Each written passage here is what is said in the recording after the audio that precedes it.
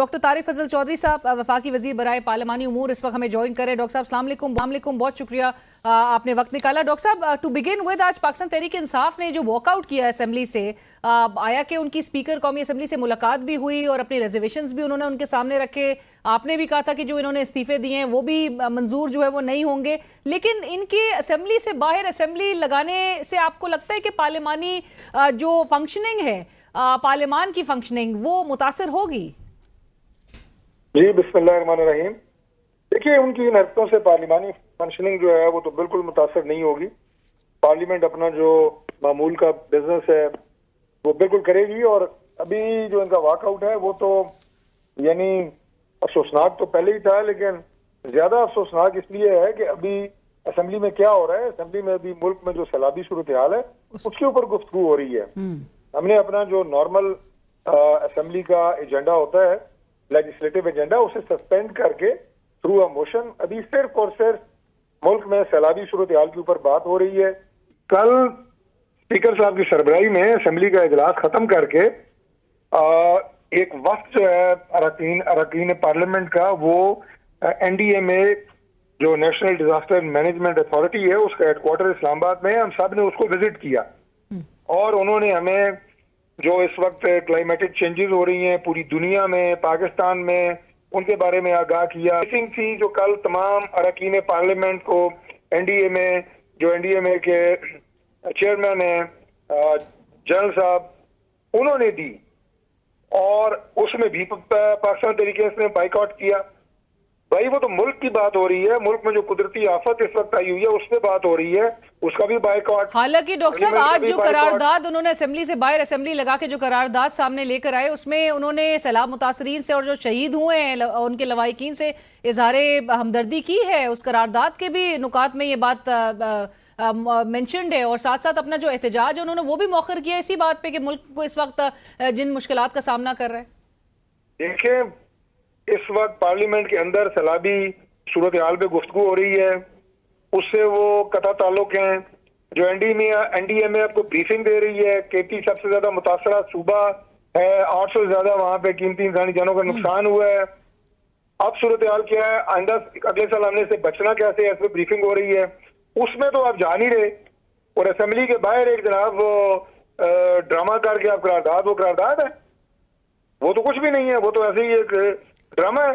But doctor साहब, PTI का ये ख्याल है कि अगर ऑपोजिशन की असेंबली के अंदर आवाज जो है वो नहीं सुनी जाएगी, सुनवाई नहीं होगी, उनको अहमियत नहीं दी जाएगी, वो नजरअंदाज किए जाएंगे तवातर के साथ, तो फिर बाहर असेंबली से बाहर जो है वो असेंबली लगा के करारदाद पेश करने में वो हक बजानिब नहीं। बिल्कुल झूठ बोल रहे हैं। आज जो असेंबली में मैंने आपको बताया है कि मामूल का एजेंडा मुअत्तल करके सिर्फ सैलाबी सूरत हाल पे गुफ्तगू हो रही है, उसमें पीटीआई के मेंबरान को बराबर टाइम दिया गया है। आगाज जो है वो कार्रवाई का, वो पहले हमारे जो कश्मीर अफेयर्स के मिनिस्टर हैं अमीर मकाम साहब, और उसके बाद ब्रिगेडियर असलम गुमन जो पीटीआई के एमएन हैं, उन्हें मौका दिया गया। ये जो पीटीआई के अरकान ने और इमरान खान साहब ने जो ये फैसला किया है, इकदाम जो किए गए हैं, जो कायमा कमेटियों से इस्तीफे, और फिर कहा जा रहा है कि जी इज्तिमाई इस्तीफों के हवाले से भी एक फैसला मुमकिन तौर पे लिया जा सकता है इवेंचुअली। आपकी क्योंकि गुफ्तगू होती है और आप तवातुर से वो बात मेंशन भी करते हैं, आप ऑफ द रिकॉर्ड भी आप लोग की बड़ी मुलाकात होती है पाकिस्तान तहरीक इंसाफ के अरकान से, और जो आप कहते हैं कि जो सीनियर वॉइसेज है पाकिस्तान तहरीक इंसाफ में, क्या वो भी आपको लगता है अलाइंड है इस फैसले में? देखिए, फैसला उन्होंने नहीं किया, ना वो अलाइंड है, ना वो इस फैसले को कोई अच्छा फैसला समझ रहे हैं। ये पाकिस्तान तहरीक इंसाफ के हर मेंबर की शक्ल के ऊपर लिखा हुआ है कि ये एक इंतहाई अहमकाना फैसला है कि आप स्टैंडिंग कमेटीज के मेंबरशिप से और उनकी चेयरमैनशिप से इस्तीफा दे दें। अंदर की बात अगर मजीद आप जानना चाहती हैं तो मैं आपको बता देता हूँ कि ये तमाम स्टैंडिंग कमेटी से जो इस्तीफे हुए हैं पाकिस्तान तहरीक इंसाफ ने दिए हैं, ये क्यों दिलाए गए हैं? ये सिर्फ और सिर्फ एक कमेटी जिसका नाम है पब्लिक अकाउंट्स कमेटी, उसके जो चेयरमैन है जुनैद अकबर खान, उनके खिलाफ जो पार्टी के अंदर लॉबी है, उसने ये इस्तीफे दिलाने की साजिश की है पीटीआई के अंदर। वो जुनैद अकबर खान को हटाना चाहते हैं चेयरमैन पब्लिक अकाउंट कमेटी के ओहदे से, और उसकी आड़ में उन्होंने बाकी भी कन्विंस किया लीडरशिप को कि बाकी भी जो है कमेटियों से इस्तीफे दिए जाएं और चेयरमैनियों से इस्तीफे दिए जाएं। ये सारा का सारा एक बहाना है।